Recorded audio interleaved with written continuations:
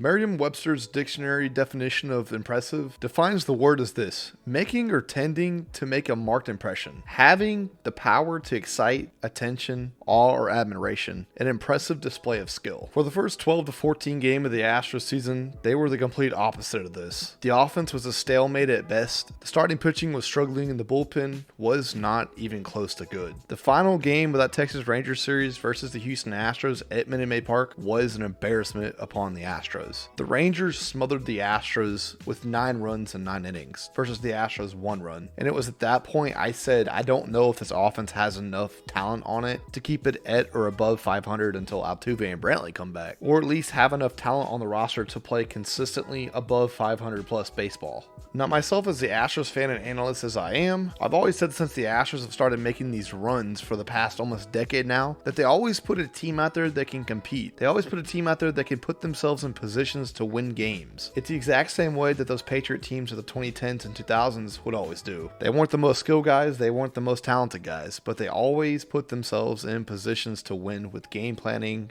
fundamentals, technique, and they did those small, minute things and those little details that always added up over the course of a ball game. And I see a lot of that in the Houston Astros and the way that the Astros play game in and game out year after year. Now, after that Rangers series, I sat back and I thought to myself, I don't know how the Astros are going to win more than 3 games in the next 9 that they play, because they had some of the best teams, not just in the American League, but the entire league coming up on their schedule. They had a 3-game series with the Blue Jays at the house, and then they go on the road to play Tampa Bay and Atlanta for 3 games each. They started with the Blue Jays, one of the hottest teams in the American League. Those same Blue Jays just took 2 of 3 from the Tampa Bay Rays, the best and the hottest team in the league so far in the season. And what did the Astros do? The Astros score 19 runs and limit the Blue Jays with that high-powered offense to just 7 through the entire series. In that series, I finally saw the bullpen starting to make that turn in the season. The bullpen gave up 1 run in 3 games that entire series, and that 1 run was given up in a blowout in game 1. And so the Astros took 2 of 3 in their second series win of the season off the Toronto Blue Jays. And then they had the best team in the National League in the Atlanta Braves at Truist Park. And what do the Astros do? Well, they go out there and do what the Astros always do against good teams. They put up a fight. Game 1, they get down 4-1 early, and then late in the ballgame against the Atlanta Braves bullpen, one of the best rated bullpens in the league so far this season, or up to that point at least, they tacked 5 runs onto that bullpen late in the ballgame,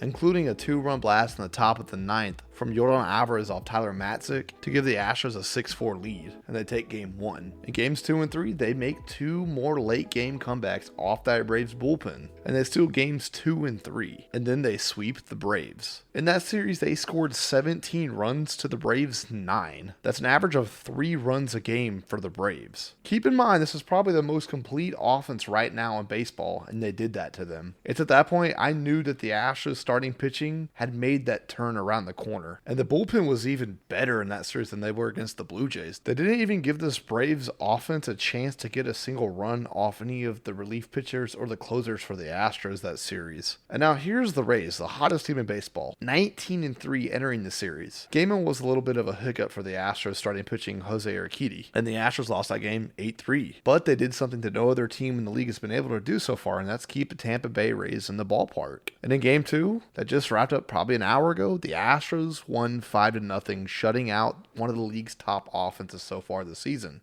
And yet again, they kept the Tampa Bay Rays from hitting a home run. They kept them inside the ballpark. Luis Garcia pitched another gem of a performance tonight. 6 innings, 2 hits, 7 punch-outs. Unbelievable. It's not only the fact that the Astros kept the Rays in the ballpark for the second night in a row, but they gave the Rays their first loss at home this season. Now the Astros are 1 game away from winning their 3rd series in a row and their 4th series this season. And that's against probably 3 of the top 5 ball clubs in the league so far besides them. They'll send Hunter Brown on the mound tomorrow, and we'll see what happens. Ladies and gentlemen, let me know what y'all think in the comment section down below. Do you think that the Astros are finally returning to their form of the best team, not just in the American League, but in the entire league itself? Let me know in the comment section down below. And if you haven't already, go and like the video and subscribe to the channel if you are new, because I play more baseball content like this, and I'll see you all in the next one. Adios, mis amigos.